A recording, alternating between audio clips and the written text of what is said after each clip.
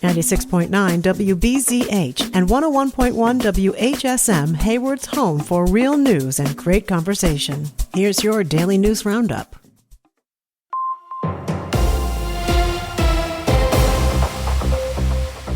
For Muskie 101 News, I'm Maddie Schaefer. More than 100 competitors from around the world will be in Hayward this week for the Lumberjack World Championships. The annual event kicks off Wednesday with comedian Charlie Barons bringing his Lost and Found tour to the Lumberjack Bowl. World Championship events start Thursday and continue through Saturday, with athletes competing in chopping, sawing, speed climbing, log rolling, and more. Along with the competition, visitors can enjoy food vendors, live music, and family activities, with discounted admission available during Thursday's Family Night. You can find tickets and the full competition schedule on the Lumberjack World Championships website. Drivers traveling in the Drummond area will start seeing construction along US 63 as a major highway project gets underway. Governor Tony Evers has approved a nearly $4.6 million contract for a multi-year project that will replace the existing box culvert and dam structure carrying the Long Lake branch beneath US 63 with a new bridge. According to the Wisconsin Department of Transportation, construction began Monday on the first phase of the multi-year project. This year's construction includes drawing down the mill pond, realigning the Long Lake branch, and building a temporary bypass that will carry traffic during next year's bridge construction. Drivers should expect a single lane of traffic controlled by temporary signals through at least mid-September. The department also says US 63 will close for up to 7 days later this construction season while crews install a temporary culvert. During the closure, traffic will be detoured using County Highway N, County Highway A, US 2, and US 63. Construction for this year is expected to wrap up in late fall before work pauses for the winter. It will then start again next spring to remove the existing box culvert and dam structure and construct the new bridge. Drivers can find the latest construction updates at 511 Wisconsin. Gas prices are climbing again across Wisconsin after nearly 2 months of declines. According to Gas Buddy, Wisconsin drivers are paying an average of $3.66 a gallon. That's up about 12 cents from last week, but still 20 cents lower than a month ago. Nationally, the average price of gasoline rose 10 cents over the past week to $3.82 a gallon. Diesel prices also climbed nearly 10 cents to just under $4.86 a gallon. Patrick DeHaan, head of petroleum analysis at Gas Buddy, says this is the first weekly increase in the national average since May 11th, ending 8 straight weeks of declining prices. He says the turnaround comes as oil prices have surged following the collapse of the U.S.-Iran ceasefire and the start of new attacks. DeHaan says another 4% jump in oil prices Sunday night could bring additional gas and diesel price increases in the week ahead. While the pace of price increases doesn't appear likely to match what motorists experienced in March and April, DeHaan says fresh Ukrainian attacks on additional Russian refineries are keeping supplies tight. 3 Mile campground at Michigan's Isle Royale National Park is temporarily closed after a wolf was seen around campsites several times over the past week. According to a press release, the National Park Service says individual and group tent sites, along with nearby off-trail camping areas, will remain closed through July 31st. The campground's shelters will stay open. Park officials say a wolf has been spotted sniffing and pawing at tents, dragging backpacks away from campsites, and even entering one tent over the past week. They say the animal has become increasingly bold despite stricter food storage rules and other efforts to keep it away. During the closure, officials say they plan to increase hazing efforts to keep the wolf away. The park hopes to reopen the campsites August 1st, but the closure could be extended if necessary. For Muskie 101 News, I'm Maddie Schaefer.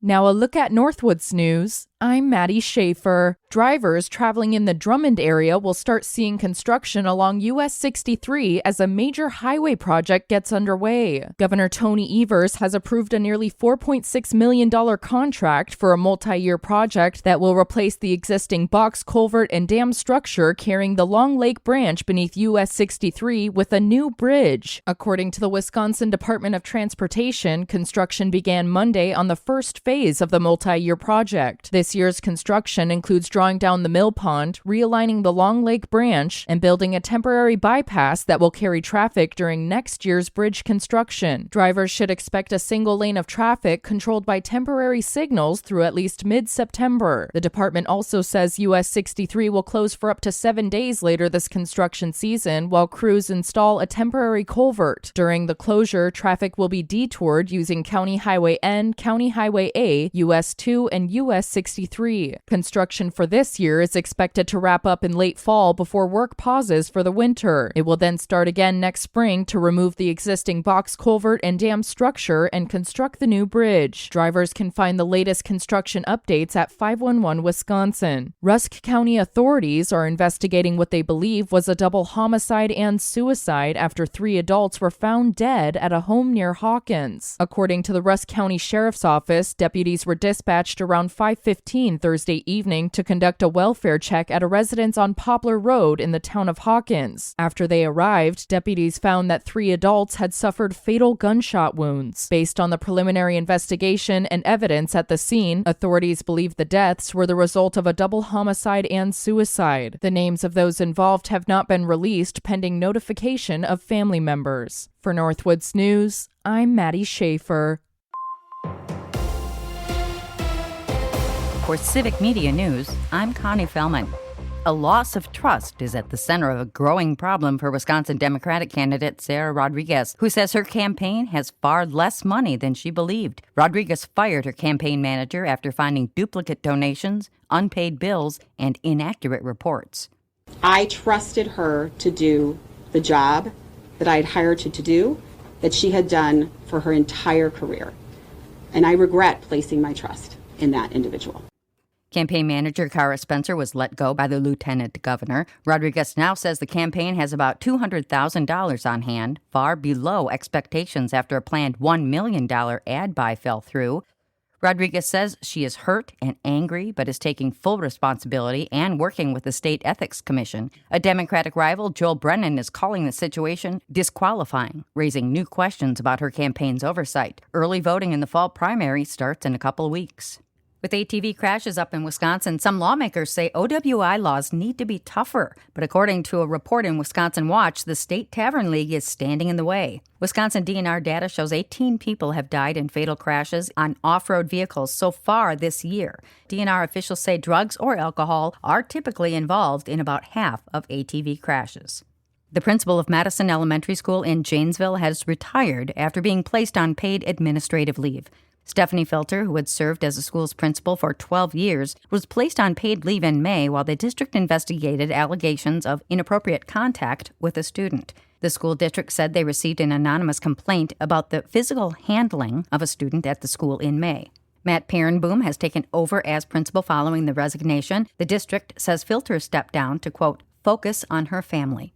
Day 2 of the heat wave continues, and it's going to get worse today before it gets any better. Communities are opening cooling centers again to help people stay safe. Forecasters say temperatures will be in the 90s through midweek with heat index values in the triple digits. Heat advisories and extreme heat warnings are blanketing about 2/3 of our state. Anyone looking for relief can call 211 for cooling center locations. Health officials recommend limiting time outside during peak heat and make sure you're drinking plenty of water.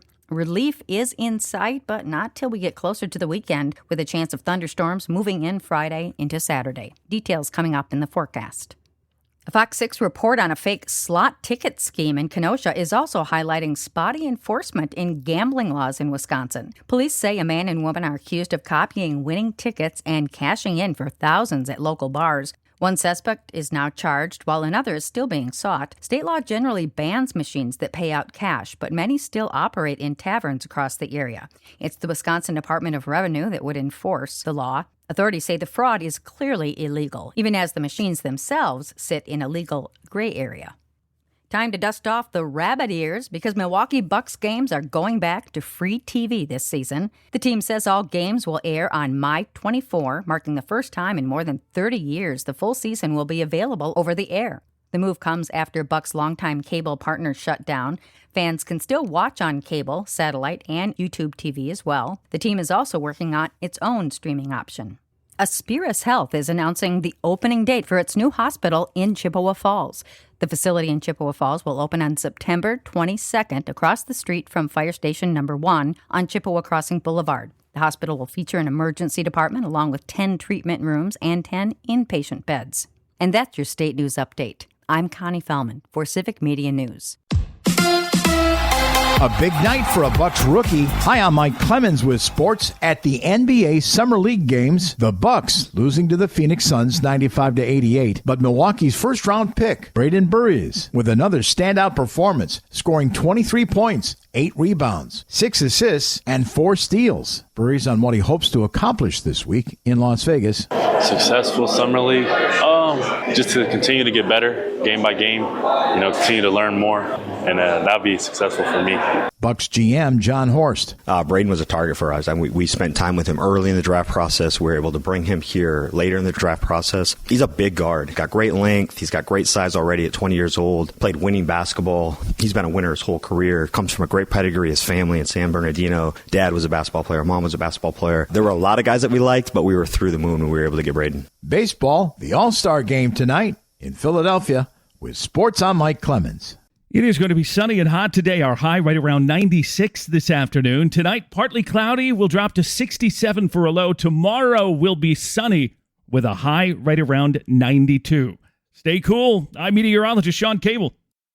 That's your Hayward News Roundup from WBZH and WHSM. Find more news anytime at wbzh.fm/news. Subscribe to this podcast on Spotify, Apple, or wherever you find your podcasts.